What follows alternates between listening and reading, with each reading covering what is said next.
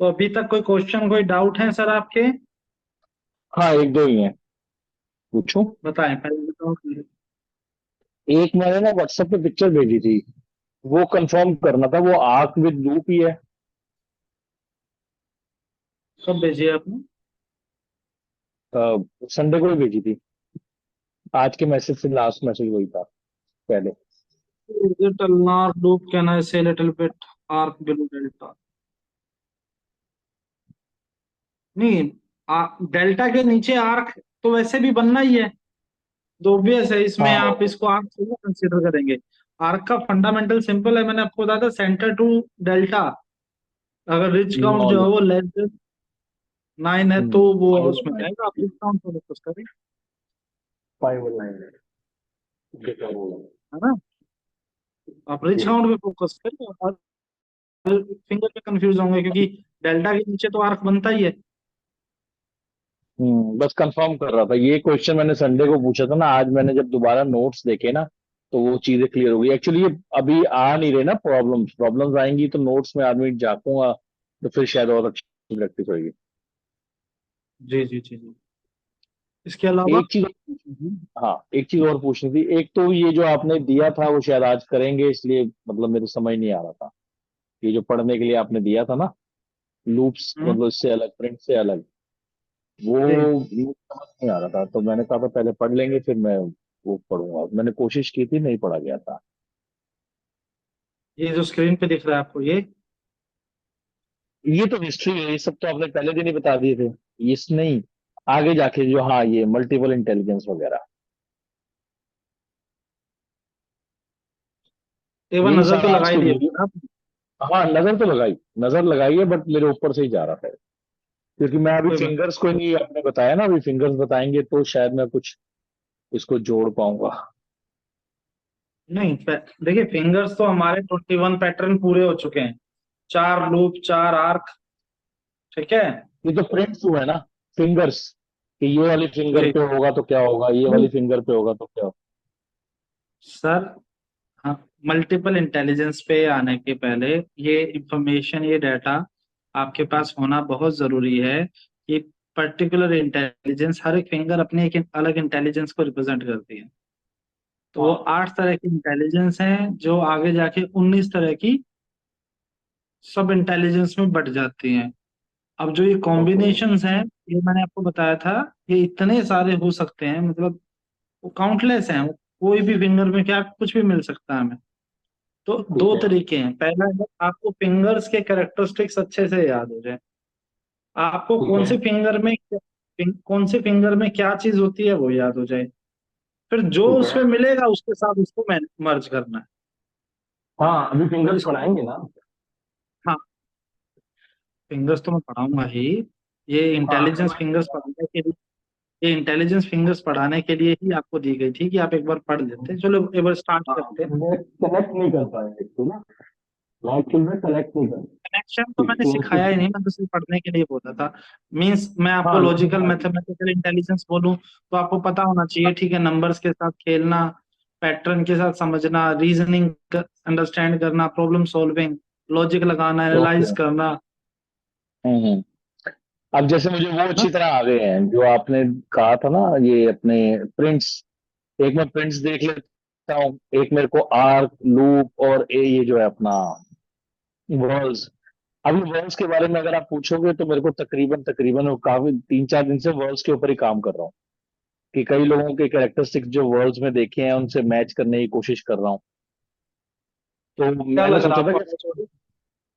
हाँ हाँ, काफी हद तक मैच हो रही है, काफी हद तक मैच हो रही है। वो पीकॉक आई मैंने देखी है, जैसे दो हाथों में मेरे को मिली है, एक एक उंगली पे,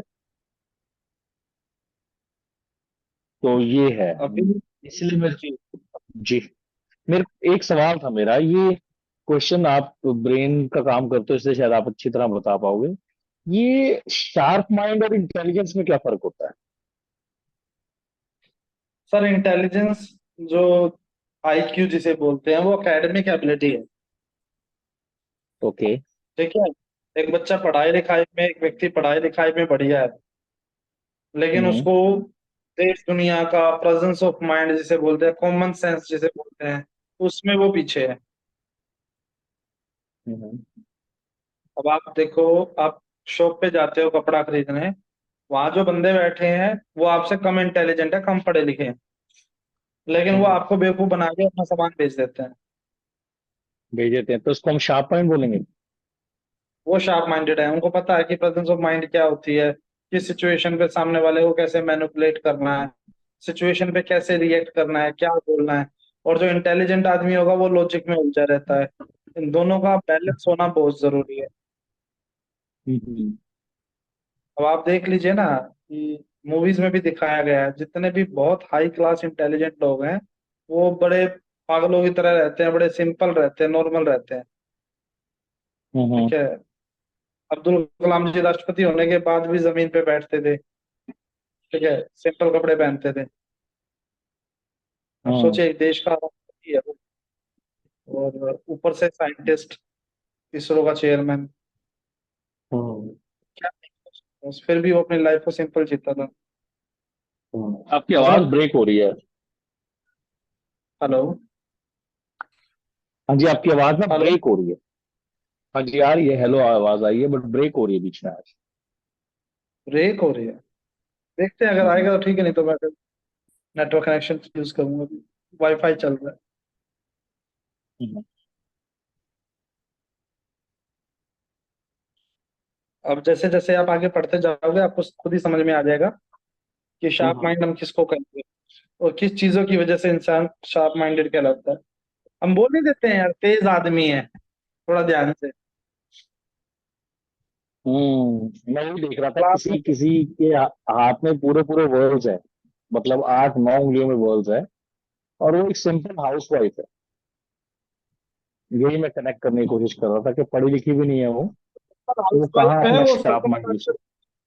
वो सर्कमस्टांसेस की वजह से है, लेकिन सिंपल हाउस वाइफ होते हुए भी फैमिली में डिसीजन मेकिंग उनके पास होगी, कंट्रोल होगा। हम्म।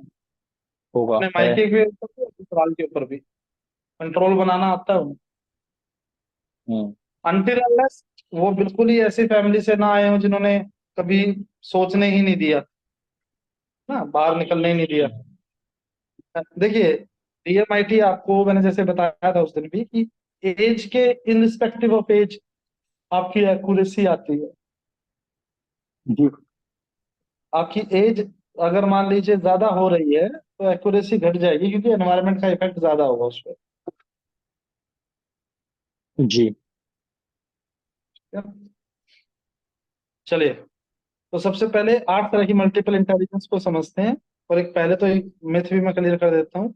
ये हार्वर्ड जी। गार्नर जी हैं जिन्होंने मल्टीपल इंटेलिजेंस को दुनिया के सामने रखा था। ठीक है।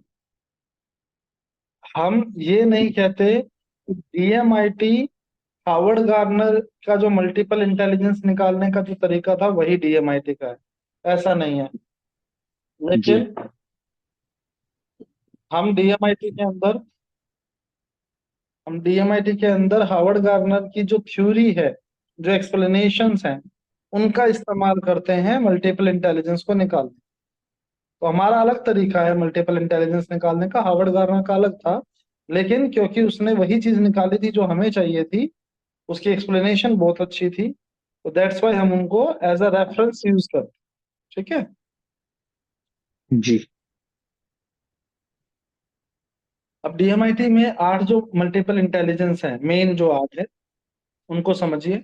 सबसे पहले आ जाती है लॉजिकल मैथमेटिकल इंटेलिजेंस, वो इंटेलिजेंस जो आपको पढ़ाई लिखाई, मैथ साइंस की अंडरस्टैंडिंग, लॉजिक लगाना, रीजन लगाना, कैलकुलेशंस, एकेडमिक एबिलिटी, इन सब के बारे में बताती है। अगर आपका लॉजिकल मैथमेटिकल इंटेलिजेंस का परसेंटेज अच्छा आता है तो आप कहीं ना कहीं एकेडमिक में अच्छे होंगे। अब लॉजिकल मैथमेटिकल इंटेलिजेंस पे सपोज कीजिए यहाँ पे वर्ल आ जाता है। ठीक है। डब्ल्यू फैमिली से कोई जी। आता है। अब डब्ल्यू फैमिली से लॉजिकल मैथमेटिकल इंटेलिजेंस में कोई आता है और लॉजिकल मैथमेटिकल इंटेलिजेंस अच्छी है, जी। किस वजह से अच्छी होगी? वर्क की वजह से। राइट। और अगर ये बेकार है तो भी ये वर्ग की वजह से बेकार है। जो रीजन आप देंगे, अगर ये अच्छी है तो वर्ग की अच्छी कैरेक्टरिस्टिक्स लॉजिकल मैथमेटिकल इंटेलिजेंस के साथ जुड़ेंगी। और अगर ये बेकार है, कम अच्छी है, तो हम वर्ग की जो नेगेटिव इश्यूज हैं, जिन जो प्रॉब्लम्स हैं, जो वीकनेसेस हैं, उनको ईगो कंसीडर वगैरह करेंगे जैसे। कि जैसे एग्रेसिव नेचर है, जैसे अपने हिसाब ईगो से हो करने गया। की कोशिश करना, ठीक है, जैसे टीचर्स की ना सुनना, अपने मन की चलाना, रिजिड हो जाना, ठीक है, रिजेक्ट हो या जाना, ठीक टीचर है। ने कुछ कह दिया, वो में आके अब काम नहीं करना, या मन जी। में कुछ और पकड़ लिया कि मैं तो ये करूंगा इसलिए मैं पढ़ाई से हट गया। ओके। अब ये सारी बातें जो हैं, ये आपने सोचनी पड़ेंगी कि वर्क किस एज में हम ये काउंसलिंग कर रहे हैं। अगर बच्चा मान लीजिए छोटी उम्र में है, तो भैया जिद हो सकती है, एग्रेसिव नेचर हो सकता है, स्टबर्ननेस हो सकती है, ठीक है। बच्चे बच्चे की एकेडमिक परफॉर्मेंस इंप्रूव इसी वजह से नहीं हो रही है। लेकिन अगर वही एज 15-20 साल के बीच में है, 15-16 साल है, तब वो नेचर अलग होगा कि बच्चे का इंटरेस्ट करियर को लेके कुछ और हो सकता है, इस वजह से हो सकता है इसने पढ़ाई धीरे धीरे कम कर दी। नहीं की, कम कर दो। हाँ। अब मल्टीपल इंटेलिजेंस या डीएमआईटी के अंदर जो भी इंफॉर्मेशन है वो बाय बर्थ है। तो बाय बर्थ का मतलब है कि वो जो चैलेंज है, वो अगर वो वीक आया है तो वो बचपन से ही वीक है, अनटिल अनलेस उसने खुद एक डेडिकेटेड तरीके से ये ना ठान लिया हो कि मुझे अपनी कमी को दूर करना। कई बच्चे जैसे चैलेंज ले लेते हैं ना, वर्ल्ड वाले चैलेंज जल्दी लेते हैं, ओके। तो इस वजह से वो थोड़ी बहुत इंप्रूव हो जाएगी, बट ट्रबल तो उसको होगा। ओके। अगर मान लीजिए यहीं पे अल्नार आ जाता है, लूप फैमिली में से कुछ, अल्नार या रेडियल, तो अच्छी या बुरी, वो लूप के कैरेक्टरिस्टिक्स की वजह से है। चलो अच्छी है, बिकॉज वो टीम की तरह काम करना, टीचर्स के साथ उसका बॉन्ड बन जाता है, हार्ड वर्किंग है, और थोड़ा पुश करते रहते हैं तो काम अच्छा कर देता है। हाँ, दिक्कत जी। हो सकती है पुश ना करे तो डाउन हो जाए, वरना ये करता रहेगा। बेकार है तो भी इस वजह से कि वो दूसरे पे डिपेंडेंट है, सेल्फ स्टार्टर नहीं है। पुश नहीं करेंगे अच्छे से तो अच्छे से चलेगा नहीं। हम्म। अरे मेरी बात समझ। सेम विद जी, समझ रहा आर्क। हूँ। हाँ, सेम विद आर्क, कि भाई अगर आर्क पैटर्न आया है तो या तो टीचर के साथ बॉन्डिंग नहीं है, या वो एनवायरनमेंट उसको नहीं मिल रहा, ठीक है, 1-to-1 स्पेशल अटेंशन चाहिए, ज्यादा ग्रुप में ये बच्चा ग्रो नहीं कर पाएगा अगर स्पेशल ध्यान नहीं देंगे। हम्म। और कहीं पे भी आर्क आएगा तो मल्टीपल इंटेलिजेंस जीरो आएगी, आर्क का कोई भी फैमिली मेंबर, चारों, ठीक है, जीरो आएगी। तो जीरो आएगी तो एक डिफरेंस ये आएगा कि भैया मल्टीपल इंटेलिजेंस हो सकता है इस बच्चे का बचपन से ही अच्छा हो, और बाद में धीरे धीरे डाउन होने लग जाए। या फिर ऐसा भी हो सकता है कि बचपन से स्लो स्लो स्लो था, फिर सडन अप अच्छा हो गया। ठीक है। ठीक है, ये टैलेंट समझ लीजिए, और ये समझ लीजिए time, age. Okay. Irrespective of talent and age, बच्चे का जो मल्टीपल इंटेलिजेंस है वो आर्क के अंदर ये डिफरेंस आ सकता है, इसकी चांसेस बहुत ज्यादा रहते हैं। ठीक है। ठीक है। अगला आ गया लिंग्विस्टिक इंटेलिजेंस। वो इंटेलिजेंस जो आपको शब्दों का इस्तेमाल करना सिखाती है, जो आपको कम्युनिकेट करना सिखाती है, जो स्पीकिंग और पब्लिक स्पीकिंग सिखाती है, जो रीडिंग राइटिंग लैंग्वेज वर्ड्स, भाषा के साथ की जाने वाली हर एक्टिविटी को कंट्रोल आपकी लिंग्विस्टिक इंटेलिजेंस करती है।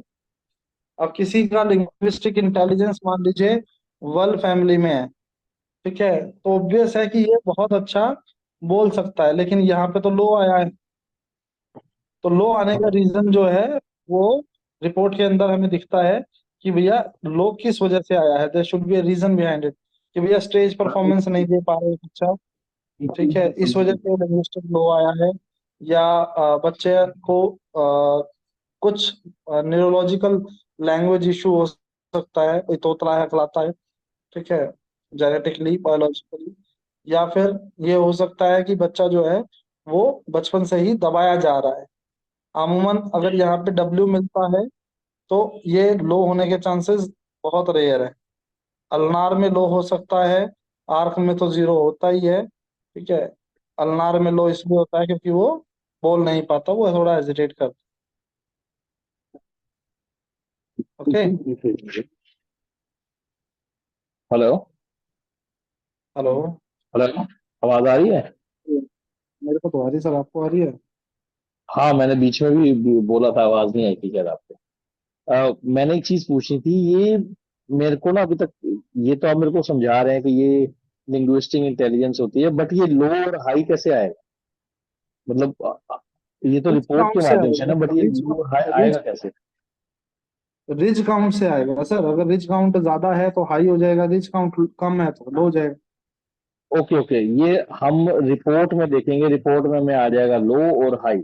फिर उसके बाद हम इसको फैसला करेंगे। जैसे अब मान लीजिए आपने पहला जो पढ़ाया था, उसके अंदर अगर हाई आ रहा है तो हाई क्यों आ रहा है, और लो आ रहा है तो लो, मतलब अगर हाई है तो वर्ल्ड की उसने बेस्ट क्वालिटीज ले ली, अगर लो आ रहा है तो वर्ल्ड की उसने वर्स्ट क्वालिटीज ले ली है उस मल्टीपल इंटेलिजेंस के अंदर। यही लिंग्विस्टिक के मैंने अंदर होगा। हाँ जी, मैंने आपको ना एक रिपोर्ट भेजी थी, सुनी थी आपने आज? हाँ, मैंने सुनी थी, बट मेरे ना 10-15 मिनट से ज्यादा मेरे से वो नहीं समझ आ रही थी मेरे को। मैंने कोशिश पूरी की थी उसको, मैं हमेशा वीडियो को आपके सुनता हूँ प्रॉपर, बट ये 15 मिनट के बाद जब आप उसको समझा रहे थे ना, तो वो मेरे समझ नहीं आ रहा था कि उसको हम, ये जो पैरामीटर्स है, स्वॉट है, ये है, तो मेरे को कनेक्ट नहीं हो पा रहा था मैं इस वीडियो से। जैसे अभी आपने बोला ना हाई और लो, तो मेरे समझ आया कि ये हाई होगा, क्यों होगा हाई। मेरे को लग रहा था, अभी तक मैं इमेजिन जो माइंड में कर रहा था ना, वो उसी को कर रहा था, जो वर्ल है किस उंगली पे है, तो वो शायद मैं वो नहीं कर पा रहा था। मेरे को ये समझ नहीं आ रहा था कलर में क्या है, कि एक डोमिनेंट कब है और इन्फ्लुएंशियल कब है। चलिए, मैं आपको थोड़ा सा समझा देता हूँ एक बार फिर से। अगर किसी बच्चे का प्राइमरी लेफ्ट हैंड है, ठीक है। हाँ, ये मुझे पता होगा और ना, प्राइमरी, ये मुझे पता ही नहीं था। हाँ, तो प्राइमरी आपका लेफ्ट थंब है, ठीक है। लेफ्ट थंब है, ठीक है। लेफ्ट थंब पे जो भी प्रिंट होगा वो प्राइमरी बनेगा, और राइट पे जो भी ओके प्रिंट होगा वो सेकेंडरी बनेगा। अगर ओके। आपका target centric whorl means W1, W3, 2, 3, 4, W8, 9, 10 और 11, ये कोड है। ये कोड मैं आपको भेज भी दूंगा याद रखने के लिए, जी ठीक है। जी। हम कोड कर सकते हैं। हाँ, मैं समझ रहा हूँ, मेरे को दिक्कत है यहाँ पे, इधर मैं समझ रहा हूँ, मैंने पीछे देखे हैं आपके तो अगर हो तो ये क्या करना है?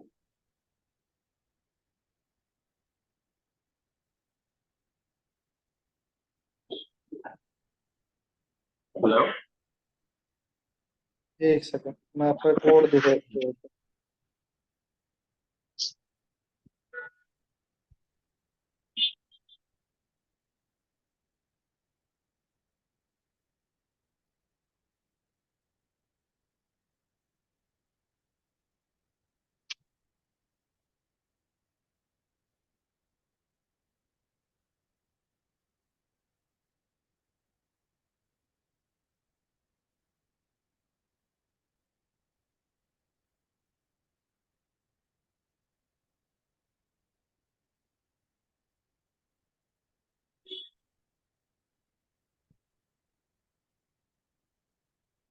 ये देखिए, आपको ना ये कोड्स मिलेंगे, ठीक है। ठीक है।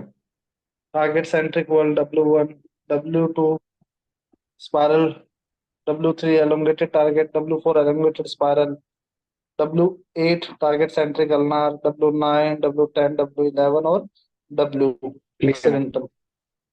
जी। ये सारे W5, 6 और 7 को छोड़ के कोई भी पैटर्न आपके लेफ्ट हैंड के थंब में W फैमिली से होगा, तो वो आपके जी। लिए वो पर्सनैलिटी बनाएगा वो पर्सनैलिटी बनेगी आपकी ये डोमिनेंट वाली।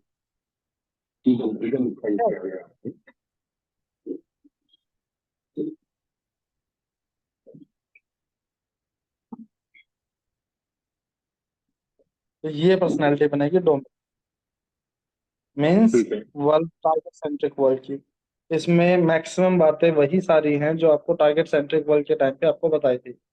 गोल जी ओरिएंटेड, बिल्कुल। विजनरी, ठीक है, दूर की सोच पाना, बोल्ड होंगे, डिटरमिन्ड होंगे, लगन होगी इनमें, इनबोर्न लीडर है, रिजिड है, अग्रेसिव है, independent, decision making, risk taker, challenges पसंद है, डायरेक्ट बोलते हैं, स्ट्रेट फॉरवर्ड कम्युनिकेटर है, natural achiever, go getter, controller, commander, order giver, opportunist, वो देख सकते हैं जो दूसरे इनसेंसिटिव, दूसरों की फीलिंग्स को देखे। ये सारी क्वालिटी जो है वो डोमिनेंट है। ठीक है। अगर कहीं पे आर्क का कोई भी पैटर्न है, आर्क फैमिली में से, ठीक है, जी। तो वो आपका चला जाता है इन्फ्लुएंशियल में। ठीक है, आर्क 1, 2, 3, 4 कोई भी हो,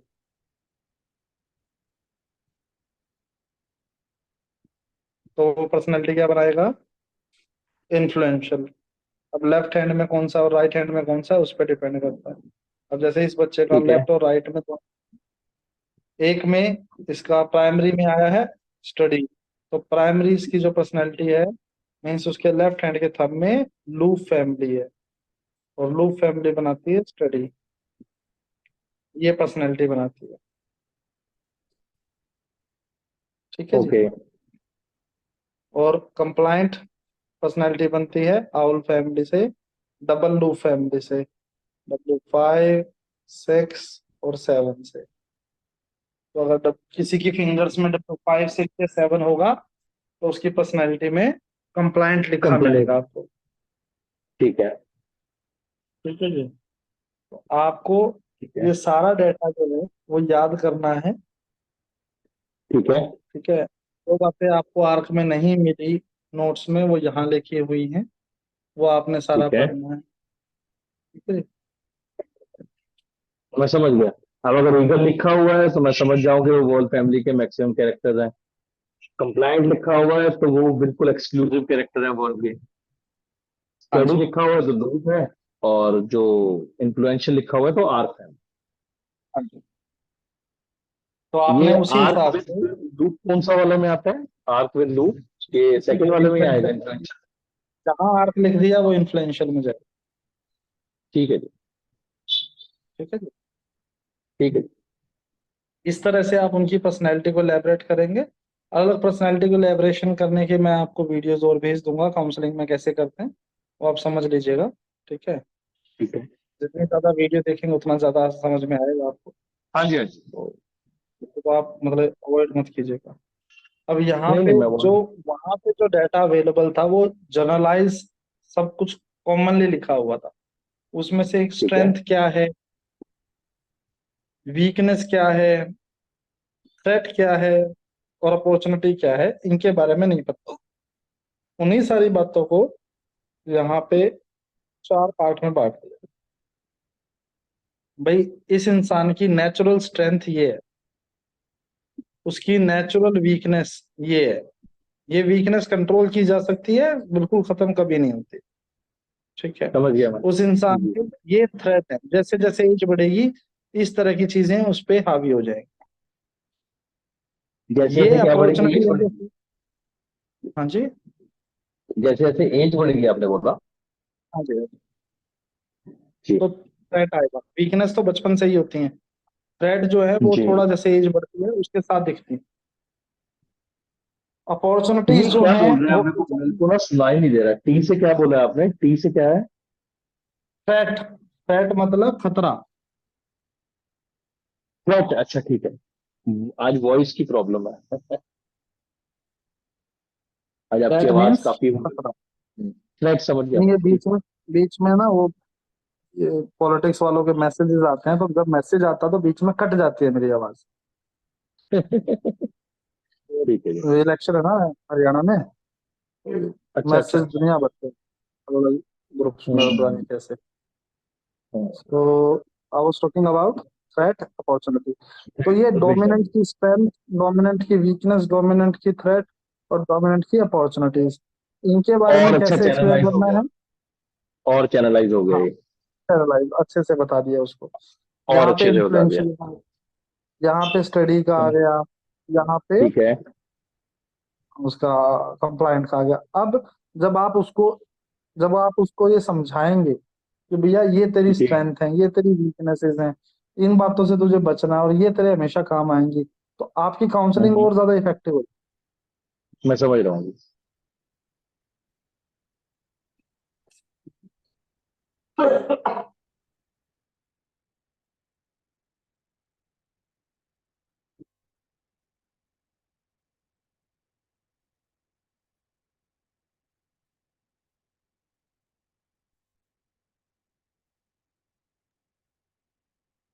अब आगे बढ़ते हैं सर।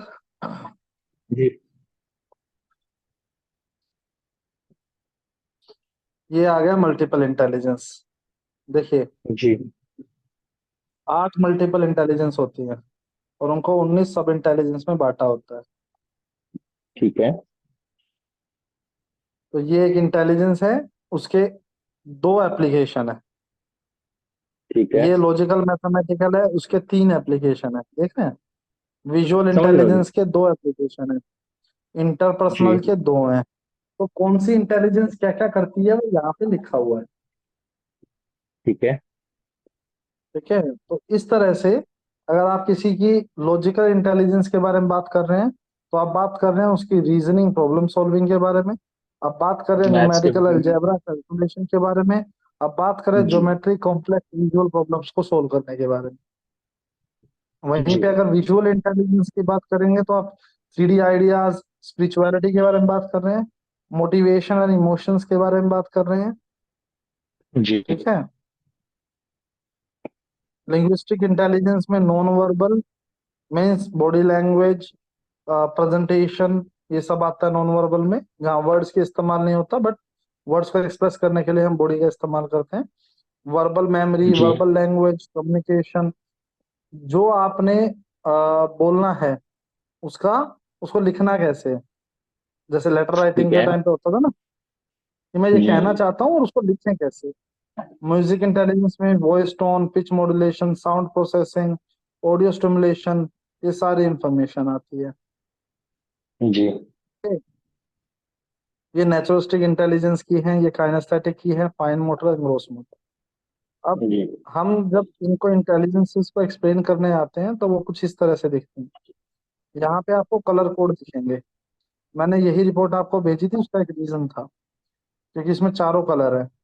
जिस इंटेलिजेंस के सामने इन बॉक्स के अंदर ग्रीन कलर है, ठीक है, समझ लीजिए वो जी। स्ट्रेंथ है, वो ठीक उसका है। पॉजिटिव है, वो strength।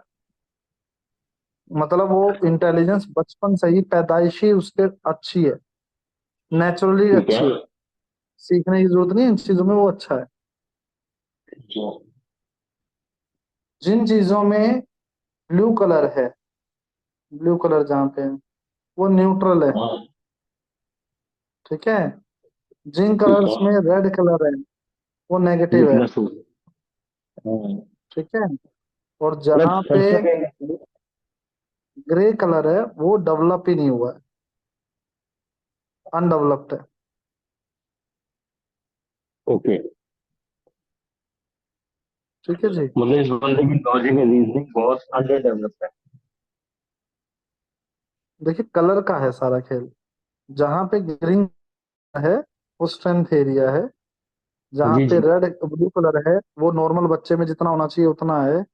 जहाँ पे रेड कलर है वो उस बच्चे की कमी है, मतलब वो इंटेलिजेंस पूरी तरह से डेवलप नहीं हुई है।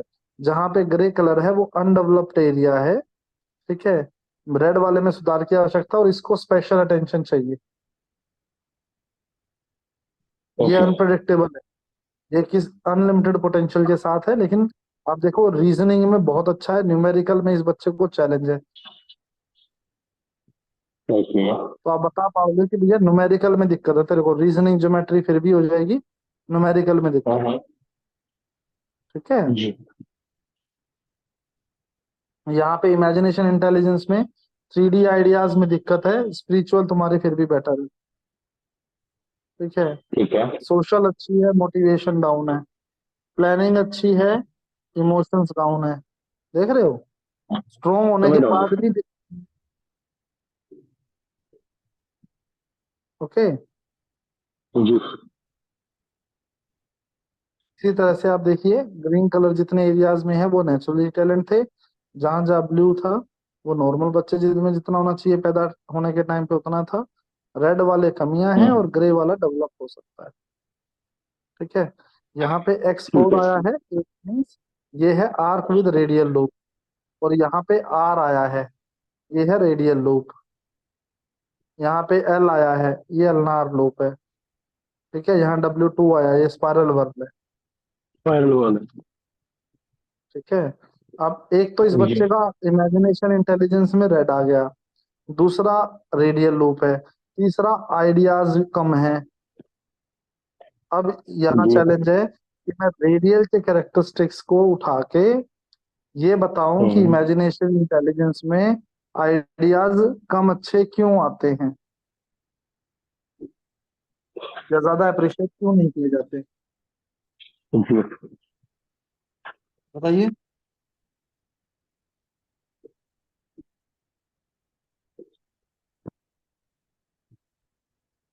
हेलो। बताइए।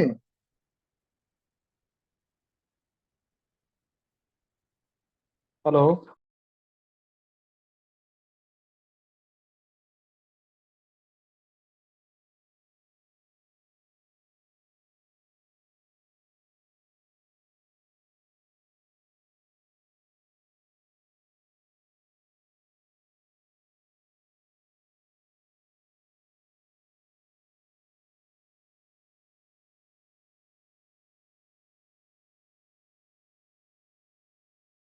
कुणाल जी, आवाज नहीं आ रही क्या मेरी?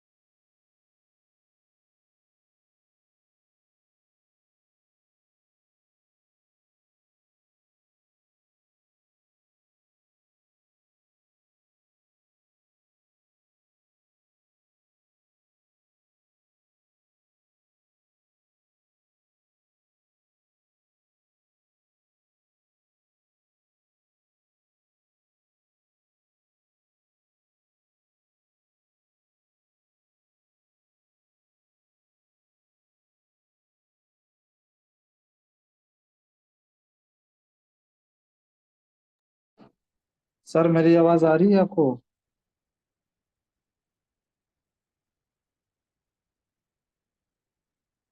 कुणाल जी। हेलो। सर कहाँ चले गए हो? मैं यहीं पे हूँ जी। पता नहीं, बीच में चले गए, मुझे लगा चले गए। मैं काफी देर से आवाजें मार रहा था। नहीं, मुझे एक बार भी आवाज नहीं आई। इवन मैं बोले जा रहा हूँ कि मुझे कोई रिस्पॉन्स मिल जाए आपकी तरफ से। नहीं, मैं सोच रहा हूँ कि पता नहीं क्या हो गया, कुछ आवाज नहीं आ रही, फिर अपने आप 2 बार डिस्कनेक्ट हो गया। लास्ट मुझे जो लाइन सुनाई दी थी वो ये दी थी कि ये रेड एरिया है, और बस इसके बाद नहीं कुछ सुनाई, जब रेड के बारे देखिए में आप बता रहे ये रेड एरिया है और इसमें रेडियल लूप है। थे। जी। 3D आइडियाज कम आए हैं। अब आप बताएं जी, इसको कैसे explain करेंगे। ये रेड एरिया है, इसमें 3D आइडियाज कम आ रहे हैं। हाँ दिख तो रहा है आपको, कम आ रहे हैं, 42% है, 50 होना चाहिए। 3D इमेजेस की प्रॉब्लम है उसके माइंड के अंदर, यानी मुझे ऐसे कैसे मैं बता दूं, मैं पहली बार इसको पूछ रहा हूँ, अभी तो मेरे इसमें ब्रेन स्टॉर्मिंग ही नहीं हुई, तो मैं अभी इसमें कुछ नहीं बता अरे रेडियल लूप की कैरेक्टरिस्टिक्स को जोड़ने की कोशिश तो करो। सकता। अच्छा, रेडियल लूप की, इसका ये मतलब है अगर कम आ रहे हैं तो इसका ये मतलब है कि वो ग्रुप से थोड़ा सा पहले आनाकानी करता है, थोड़ा सा मना मुना करता है कि जो है, या वो अपने अलग तरीके से निकालने की कोशिश करता है, जैसे 3D एनिमेशन वगैरह को अगर उसको दिखाई जा रही हैं, या एक्चुअली मुझे प्रोसेस नहीं पता ना, बट ये है कि ये थोड़ा सा आनाकानी करता है और उससे अगेंस्ट चलता है, ग्रुप से अगेंस्ट चलता है, मतलब मान जाता है, बट थोड़ा सा अलग आइडियाज के ऊपर काम करता है, तो शायद ये वजह होगी इसकी। आप बहुत हद तक सही जा रहे हैं, गलत नहीं है, और आप कॉन्फिडेंटली बोल जी। सकते हैं। ठीक है। जी। जी। अब यहाँ पे लॉजिकल इंटेलिजेंस में ग्रे एरिया है, उसको बताइए एक बार।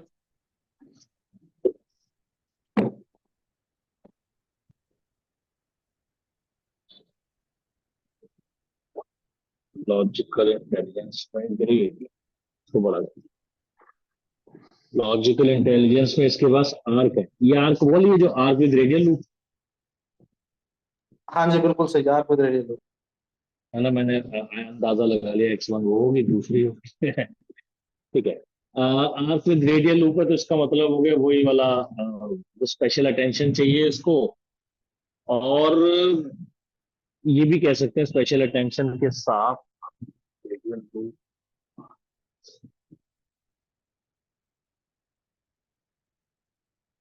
अंडर डेवलप है।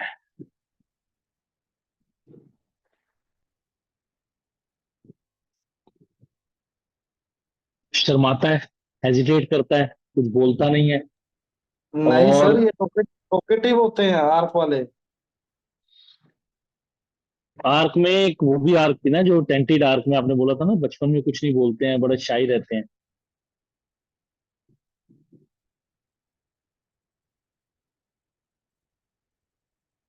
हेलो। हेलो। सर आर्क के कैरेक्टरिस्टिक्स सोचिए ना एक बार, थोड़ा याद तो कीजिए। मैंने आपको हाँ, 4 दिन दिए। आर्क के, जी मेरे को याद है आर्क के कैरेक्टरिस्टिक्स, आर्क के कैरेक्टरिस्टिक्स अटेंशन सीकर होते हैं, बोलते हैं, वन ऑन वन, मतलब ग्रुप में नहीं ज्यादा इंटरेक्ट करते, कोई बाउंड्रीज नहीं है इनकी, और लिमिट भी कोई नहीं है, बट अच्छी गाइडेंस, मतलब जिसकी गाइडेंस, मतलब जो फॉलोअर होते हैं ना, जैसे किसी की गाइडेंस हुई, मतलब किसी को इमेजिन करते हैं, या किसी को, जिसे हम कहते हैं कि किसी का रूप लेने की कोशिश करते हैं, इस तरह के जी कुछ फीचर्स होते हैं इनके। जी। तो अब इसमें इनको, रेडियल कैसे आएगा। इसमें अगर हम रेडियल लूप की बात करें तो रेडियल का मतलब हो गया आर्क विद रेडियल लूप। इसमें ना आपने, मैं आपको बताता हूँ, इसमें आपने मुझे क्या एग्जांपल दिया था, क्योंकि मैंने वीडियो अभी शाम को मतलब थोड़ी देर पहले भी सुना था। इसमें आपने बताया था कि ये ना थोड़ा सा रेडियल लूप, मतलब लूप आने की वजह से ये थोड़ा सा ग्रुप में, मतलब रुक जाते हैं, लूप आने की वजह से थोड़ा सा रुक जाते हैं ग्रुप में, वरना ग्रुप में रुकने वाले नहीं। तो आपने एक एग्जांपल दिया था अपने फ्रेंड का, जिसने 40 साल की उम्र में, 45 साल की उम्र में डाइवोर्स किया था, तो वो इतनी ही बात हो पाई थी इसके ऊपर, इस टॉपिक के ऊपर। रेडियल शायद मिस कर दिया। अल्नर के ऊपर तो मैंने बताया था, आपने बताया था कि लूप वाली भी क्वालिटी इसके अंदर जोड़ दो थोड़ी सी, आर्क के अंदर, के चलो अब ग्रुप में नहीं रुकता था, रुकने लग जाएगा। अगर ये नहीं मतलब जैसे किसी को फॉलो नहीं कर, मतलब फॉलो करते थे, तो थोड़ा सा अब इसके अंदर इमोशंस भी आ जाएंगे, समथिंग क्लोज टू दिस। देखिए समझ लीजिए, radial arc with radial loop, यहाँ तो रेडियल लूप है वैसे भी क्लियरली, रेडियल जी लूप हो या आर्क विद रेडियल लूप हो, उनकी सिंपल कैरेक्टरिस्टिक्स हैं, बहुत सिंपल है। लूप वाली जी सारी, प्लस ये पहले ना बोलेंगे, हेजिटेट करेंगे, जी ठीक है। जी। दूसरा, अपने हिसाब से करने की कोशिश करेंगे। हम्म। तीसरा, ये कोशिश करेंगे कि ये मतलब अपने आप को सही प्रूव कर सके, ठीक है। जी।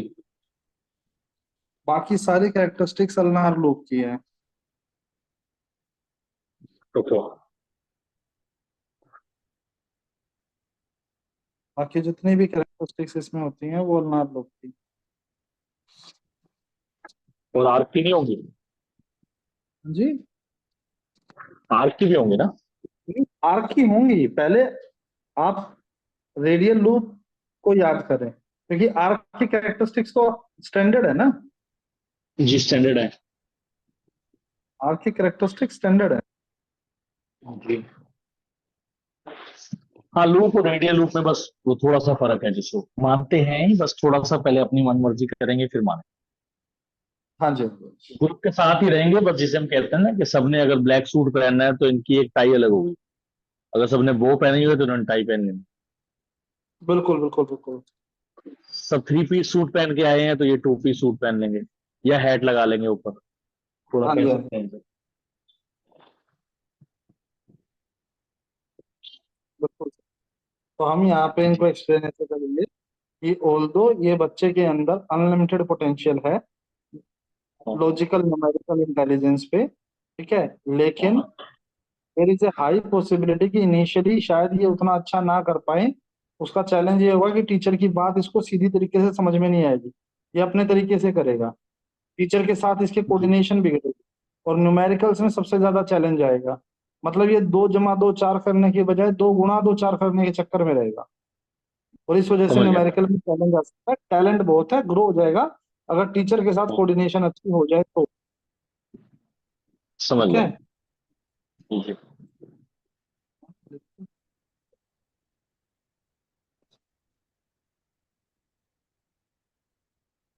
अब हम देखेंगे, अब जैसे यहाँ पे इंट्रापर्सनल है, इंट्रापर्सनल में यहाँ पे वर्ल है। अब इसके बारे में एक्सप्लेन करिए, स्ट्रॉन्ग एरिया, अभी मैंने आपको बताया था। इंट्रापर्सनल इंटेलिजेंस, वो जो आप शुरुआत में पढ़ा रहे थे, हाँ जी, हाँ जी, हाँ जी। ऊपर मेरे को लिखा है देखने ना, की पड़ेगी। हाँ, इंट्रापर्सनल। इंट्रापर्सनल इंटेलिजेंस जो इंट्रोवर्ट, सेल्फ इवैल्यूएशन वगैरह, गोल सेटिंग। अब इसके अंदर इसके पास वर्ल वर्ल फैमिली है और स्पाइरल वर्ल है, ठीक है ना। स्पाइरल वर्ल है, इंट्रोवर्ट में अच्छे मार्क्स मिले हुए हैं। इसका ये मतलब है, हम ये कह सकते हैं कि ये डीप थिंकिंग करता है, डीप थिंकिंग करता है। और इसको कुछ कहने की जरूरत नहीं, ये अपने गोल्स वगैरह जो है वो खुद बनाएगा भी और अचीव भी करने की कोशिश करेगा। किसी भी चीज बात को इसको समझाओ तो ये उसको दिमाग के अंदर पूरी इमेजिन कर लेता है, तो इमेजिनिंग पावर इसकी बहुत अच्छी है। और ये बारीकी से हर चीज की प्लानिंग और करके चलने वाला इंसान है। और कहीं से भी अपना काम निकलवा लेगा, कहीं से एक कूड़े के ढेर में से भी ये सुई ढूंढ लेगा, मतलब इतना पोटेंशियल इसके अंदर है। और अपना बेस्ट निकाल के उसमें से ले आएगा। आप जो कह रहे हैं वो बहुत सही जी है, इसमें गलत नहीं, जी कहाँ मिस कर गए। मैंने कहा था, जी आप इंट्रापर्सनल को जब देखेंगे तो यहाँ पे आपको इमोशंस में 40.9%, 95% दिखेगा, जो कि जी नॉर्मल से लो। अपन नॉर्मल का भी हिसाब समझा देता हूँ। अगर यहाँ पे 2 ब्लू एरिया है तो 50-50 होना चाहिए नॉर्मल में, दो जी। 3% ऊपर नीचे चल जाता है। अगर 3 ठीक है। है तो 33 33 33 होना चाहिए, 2-3% चल जाता है। अगर उससे ज्यादा का डिफरेंस आ जाता है, जैसे यहाँ पे ज्यादा है, यहाँ पे ज्यादा है, यहाँ पे ज्यादा है, यहाँ पे भी ज्यादा है, तो डेफिनेटली जो कम एरिया है उसको आप कंसिडर जरूर करेंगे। इस बच्चे के साथ चैलेंज ये है कि ये अपने इमोशंस को, सेल्फ के इमोशंस को, ये है ना इंट्रापर्सनल होता है सेल्फ, सेल्फ इवेल्युएशन, मेरे अंदर क्या इमोशन चल रहे हैं, कैसे इमोशंस में दिमाग में घूम रहे हैं, उनको एक्सप्लेन नहीं कर पाए। दूसरे के साथ अपने इमोशनल शेयर नहीं कर पाएगा। ठीक है, प्लानिंग कर लेगा, एग्जीक्यूट कर देगा, कोई दिक्कत नहीं है, लेकिन जो एग्जीक्यूशन उस प्लानिंग को एग्जीक्यूट करने के लिए जो इमोशनल मोटिवेशन चाहिए, जो इमोशनल सपोर्ट चाहिए, एक तो खुद को वो दे नहीं पाएगा, दूसरे की डिमांड करेगा। लेकिन क्योंकि ये इगोस्टिक होते हैं तो खुद से ही आके ये नहीं कहेगा कि मुझे इमोशनली सपोर्ट चाहिए। आगे बस क्योंकि इंट्रोवर्ट है ना। नहीं सर, इंट्रोवर्ट नहीं है ये बच्चा, इंट्रापर्सनल ज्यादा स्ट्रांग है। इंट्रापर्सनल के अंदर इंट्रोवर्ट नेचर आता है, इंटरपर्सनल के अंदर नेचर आता है। इंसान में दोनों होते हैं, किसी में इंट्रोवर्ट ज्यादा है, किसी में एक्सट्रोवर्ट ज्यादा है। ठीक है, इस बच्चे की प्राइमरी तो यही है, प्राइमरी पर्सनैलिटी तो ये है। इट मीन्स ये पब्लिक स्पीकर है, दूसरों के साथ खुल के बात करता है।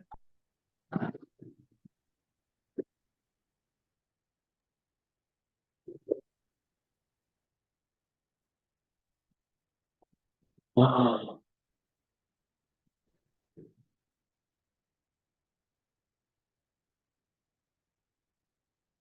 प्राइमरी पर्सनैलिटी एक्सट्रोवर्ट है। ये हम राइट और लेफ्ट देख रहे हैं ना। मेरी बात सुनिए, इंटरपर्सनल में एल है, एल स्टडी बनाता है, अभी पीछे पढ़ के आए थे हम। एल इंट्रापर्सनल में W2 है, W2 डोमिनेंट बनाता है। इस बच्चे की सेकेंडरी पर्सनैलिटी डोमिनेंट है, प्राइमरी पर्सनैलिटी स्टडी है। ये वाला जो राइट वाला हिस्सा है ये प्राइमरी पर्सनैलिटी का है और वो सेकेंडरी पर्सनैलिटी का, राइट। एक बार रिपीट करेंगे, आपने क्या बोला? जो राइट वाला हिस्सा है जहाँ पे आपने बी लिखा हुआ है वो हमारा प्राइमरी पर्सनैलिटी का है और दूसरे वाला जो है वो सेकेंडरी पर्सनैलिटी का, लेफ्ट वाला। हाँ जी, ये उसका लेफ्ट हैंड है और ये उसका जी राइट हैंड। जी। ये उसका और राइट दोनों ब्रेन में है, थंब है। ये उसका जी लेफ्ट ब्रेन है। ये दोनों जी थंब है, ये दोनों इंडेक्स फिंगर है। ये देखो एक्शन जी थंब बताते हैं, बताया था ना, प्रीफ्रंटल, थिंकिंग, ये हम्म, येलो में लिखा हुआ है। ये index finger, fine motor skills आपकी middle middle finger. Finger, middle finger. हाँ, auditory ring finger, temporal lobe, और visual occipital little finger.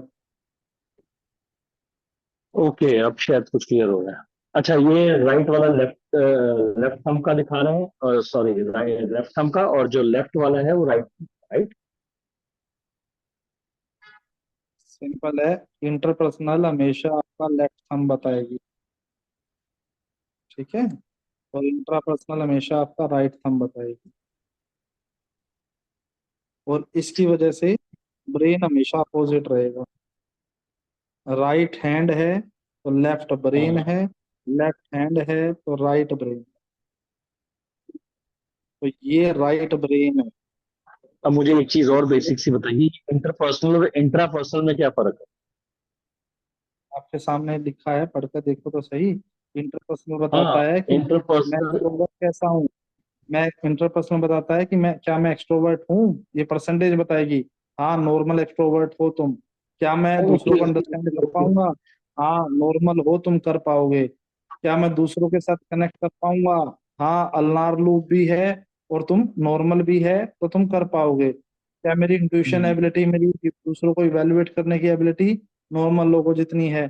Team के साथ में काम करके खुश रहोगे तुम क्योंकि तुम अल्लाह हो। ग्रुप में सीख के जी। खुश रहोगे तुम क्योंकि तुम अल्लाह हो।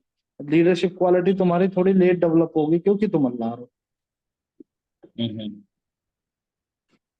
ठीक है, हो जाएगी लेकिन देखो, ठीक अरे है। समझ में थोड़ा। हाँ, अब आ रहा है। अच्छा, वो इंट्रापर्सनल आ गया, वो हमारा राइट थंब हो गया। जी, 24/9 था। ठीक है। इसके ऊपर आपने डिटेल में भी बनाए हुए वीडियो क्या? मतलब जो दूसरे वाले वीडियो होते हैं आपके, जो कोर्स के वाले होते आपको वीडियो सारी मिल रही हैं, आगे अब वो काउंसलिंग वाली जो वीडियो होगी उसमें समझाया जाएगा ये सब कुछ भी। हैं? यहाँ पे ओके। 9 मार्क्स, ये 8 लिखा हुआ है।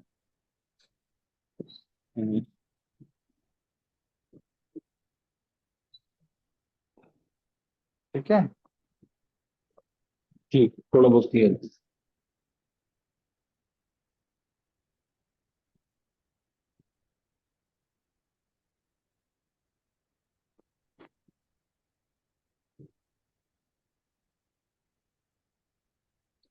एक सेकंड नोट। जी।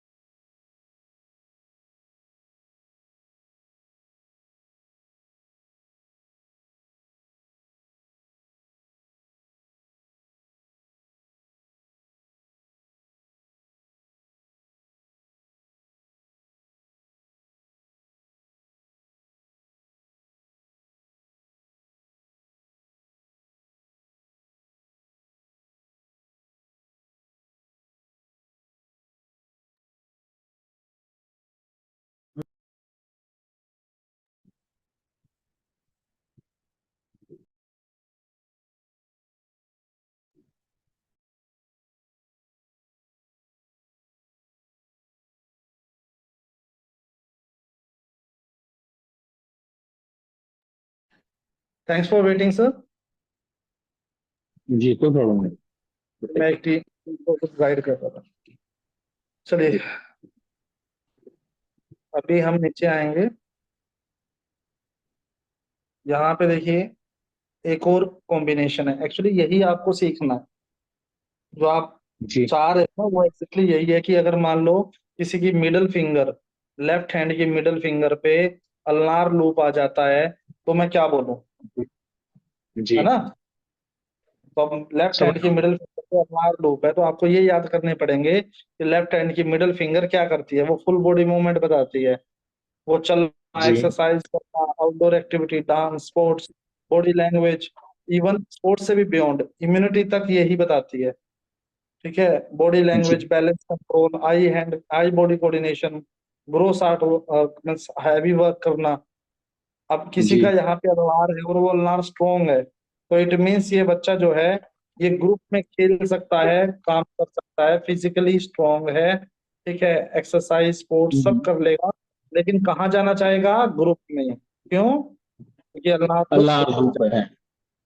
यहीं पे अगर वर्ल आ जाएगा तो ये अकेले ये वाले में मेरा। जाना पसंद करेगा। यहीं पे आर्क आ हाँ। गया तो किसी एक चीज में टिकेगा नहीं। ओके। अरे बस समझ। समझ रहा हूँ जी। तो हम इस तरह से ये समझेंगे। दूसरे वाले में आप देखोगे तो यहाँ पे काइनेस्थेटिक फाइन मोटर स्किल्स में अल्नार ही है लेकिन रेड कलर है। आप कैसे बताएंगे? अल्नार ही है और रेड कलर है। रेड कलर लूप है, एक तो ये पता चल गया कि लूप है, ठीक है, और लूप भी है और साथ में वीक भी है, अंडर डेवलप्ड है। Hard control, finger movements, gesture, action, है, यानी इसकी हैंड राइटिंग में थोड़ी सी प्रॉब्लम है। हैंड राइटिंग वीक है। बिल्कुल सही। आगे। हैंड राइटिंग अच्छी नहीं है। ऊपर से उंगलियों की मूवमेंट में भी कोई प्रॉब्लम हो सकती है, क्योंकि मूवमेंट का परसेंटेज मतलब सेवन यहाँ पे पॉइंट आएगा कि भाई चीजों को ग्रिप करने में, चीजें गिरा देगा, ट्रे में पानी लाएगा, चाय छलका देगा, कुछ चीज पकड़नी ओके। हो, ग्रिप करनी हो, संभाल के करना हो, उन कामों में दिक्कत आएगी, ड्राइंग में दिक्कत आएगी। ठीक है। हम्म। और लिखने के काम को अवॉइड करेगा, बार बार कहना पड़ेगा। बार बार कहना कहाँ से आया? अल्नार लूप से आया। ये वन अल्नार लूप हैज से टू आया। है ना। जी समझ रहा हूँ। और जेस्चर नहीं है, मतलब अंदर से हौसला नहीं है कुछ करने का, लथार्जिक भी रह सकता है, कह नहीं, सकते हैं। नहीं, नहीं, आप गलत आ गए। जेस्चर का मीनिंग अलग है। जेस्चर का मीनिंग है जब आप बात करते हो तो हाथ हिलाते हो, उंगलियां हिलाते हो। ठीक है। हम्म। बात करते वक्त आपके हाथ हिलते हैं ना। हाँ जी, हाँ जी, हिलते हैं। जब आपके हाथ हिलते हैं तो उंगलियां, हाथ के एक्सप्रेशन कैसे होंगे? हाथ बांध के बैठा रहेगा या खोल के बात करेगा, कैसे करेगा? वो सारा कंट्रोल यहाँ पे आता है। तो ये कंट्रोल वीक है यानी। ये कंट्रोल इसका वीक यानी है। जी।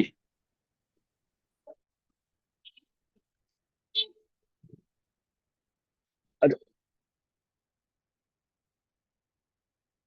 हम्म।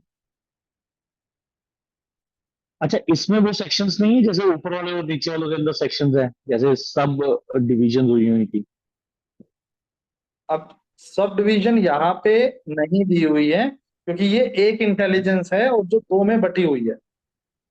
काइनेस्थेटिक इंटेलिजेंस एक होती है, उसको दो हिस्सों में डिवाइड किया गया है। फाइन मोटर अलग, ग्रोस मोटर अलग। आपने ओके। पिछले पढ़ा। ये देखिए, काइनेस्थेटिक इंटेलिजेंस, फाइन मोटर अलग, ग्रोस मोटर अलग।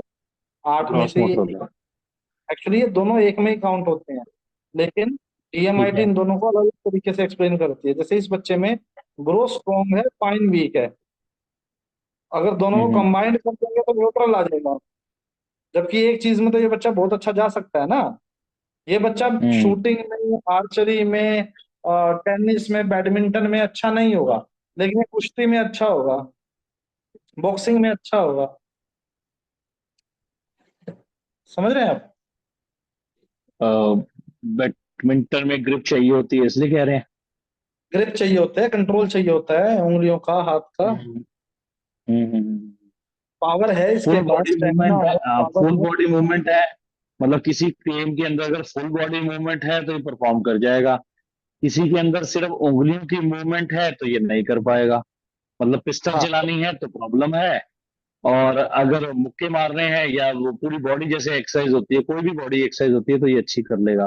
भाई मैं थोड़ा भाला एक्स्ट्रा समझ फेंकना रहा हूँ। है, गोला फेंकना हाँ है, जी। डिस्क फेंकना है। ठीक है, स्विमिंग करनी है। हर ऐसा काम जिसमें फुल बॉडी की जरूरत होती है, उन कामों में ये बच्चा अच्छा है। अगर ये दोनों लाल होते तो दोनों लाते हैं, दोनों में दिक्कत होती है। मतलब ये बंदा एक्सरसाइज नहीं कर सकता, डांस वांस स्पोर्ट्स वगैरह के कर लिए नहीं नहीं बना हुआ। सकता नहीं बोलेंगे हम। कर तो सकता ही है बच्चा, अगर ट्रेनिंग देंगे तो। बचपन में ये कमजोर आने का मतलब है कि इस चीज में इसकी परफॉर्मेंस कम रहेगी, अनटिल अनलेस हम उसको रेमेडी नहीं दे देते, सॉल्यूशन नहीं मैं देते। समझ गया सोल्यूशन। अगर ग्रे आता तो ये अंडर ग्रे डेवलप्ड है। हो पाता है, ये ग्रो हो सकता है, ये क्या पता बहुत अच्छा प्लेयर बन जाए, लेकिन उसके लिए प्रॉपर ट्रेनिंग चाहिए। ग्रे होता हो, क्या पता ये बहुत ज्यादा वीक हो, स्टेमिना, इम्यूनिटी, फिजिकल स्ट्रेंथ बिल्कुल भी ना हो। कई लोग नहीं होते बचपन में बहुत स्किनी होते हैं, मतलब कंकाल और टाइप बाद हो, में बाद कुछ में अच्छे एक्स्ट्रा बॉडी ऑर्डिनरी बिल्डर बन कुछ कर जाते हैं एक टाइम पाते के हैं। बाद। या मैं बचपन में समझ रहा बहुत हूँ। ज्यादा हैवी होते हैं, बाद में पतले बनते हैं, फिट होते हैं। बाद में पतले बन जाते वो आर्क वालों के साथ ज्यादा होता है वो केस। हैं। बिल्कुल। दूसरा नंबर भेज रहा हूँ,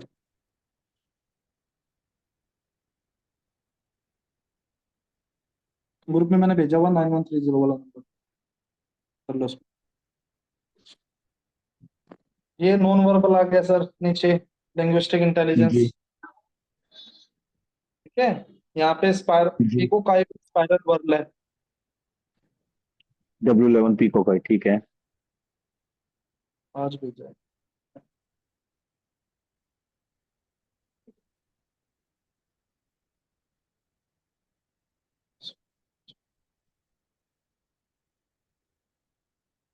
अब बताइए इसको। नॉन वर्बल को मिले हुए 22, यानी नॉन वर्बल कम है इसका। वर्बल भी ठीक ठीक ही है, क्लोज टू 50% है।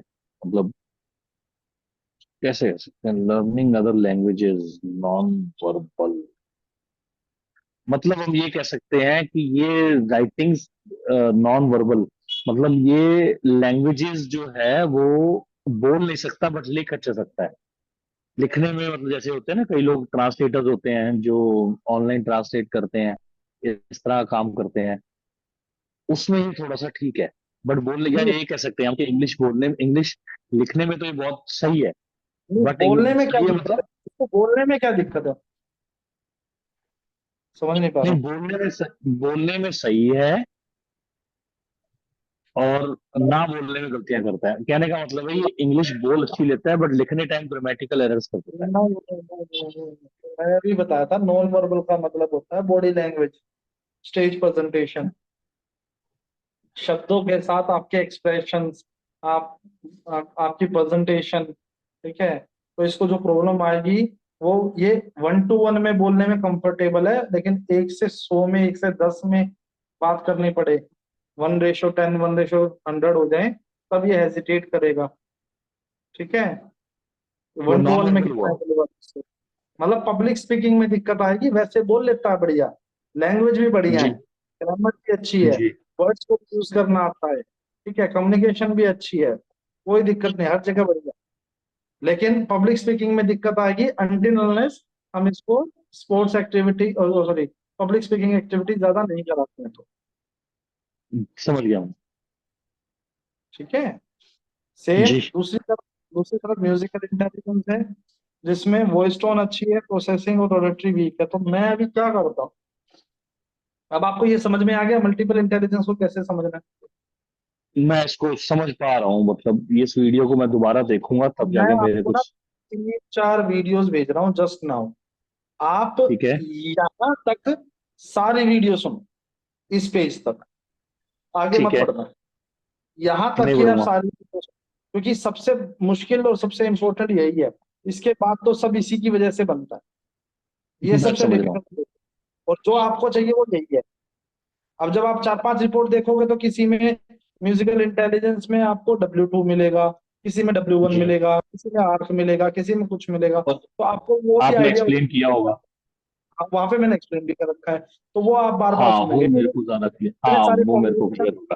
अभी समझाने बैठूंगा तो मेरे ख्याल से 15-20 दिन अब इन्हीं में रह जाएंगे। नहीं नहीं नहीं नहीं, मैं तो बल्कि चाहता भी नहीं हूँ। मैं चाहता हूँ कि आप ब्रशन अप करो मुझे। होमवर्क जो आप देते हो ना, अब जैसे आपने मुझे ये सारे बताए थे उसमें, वो बड़ा बेस्ट तरीका था। मैंने कई लोगों से पढ़ा हुआ है, मतलब फार्मेस्ट्री भी पढ़ते हैं और भी चीजें पढ़ते रहते हैं, तो ये तरीका बहुत बेस्ट था। क्योंकि आपने मुझे मुझे अब कम से कम देखना आ गया। उससे क्या हुआ, मैं एक्चुअल में आपकी ड्राइव खोलने की जरूरत नहीं पड़ी मुझे। बहुत कम बार खोला है मैंने, एक साथ ही 10-12 देखे लूप्स, मेरे को समझ आए। फिर मैंने मेरे पास जो फिंगरप्रिंट्स के रिकॉर्ड्स थे उनमें से खोला, खोलता गया मुझे लूप भी नजर आते गए, मुझे आर्क लूप भी नजर आ गया, मुझे वो भी नजर आ गए जो है पीकॉक आई भी मिल गए, और मैंने आपसे बस यही पूछता तो रहा। चाहिए, यही तो ये चाहिए। बेटर था।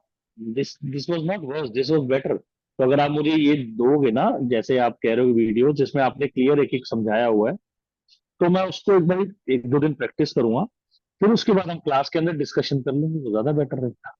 मैं अभी भेज देता हूँ, अब आराम से डिस्कस आप भी। कीजिए, पढ़िए उसको। यहाँ तक पढ़ना है, जी। इससे आगे मत पढ़िएगा, फिर कंफ्यूज हो जाएंगे। आपको नहीं पढ़ना पढ़ूंगा इतना ये ही, जहां तक आप। मतलब ये वाला जो पेज है बस यहीं तक खत्म करना है, पेज नंबर 21 तक। 5 रिपोर्ट भेज रहा हूँ, पांचों रिपोर्ट को पांचों उंगलियां सब। देखनी। हाँ, मतलब 5 रिपोर्ट है, 5 ऑलमोस्ट, उनमें सारे कॉम्बिनेशन आ ही जाएंगे जो आपको चाहिए, बाकी तो हम्म। मिलते जुलते ही।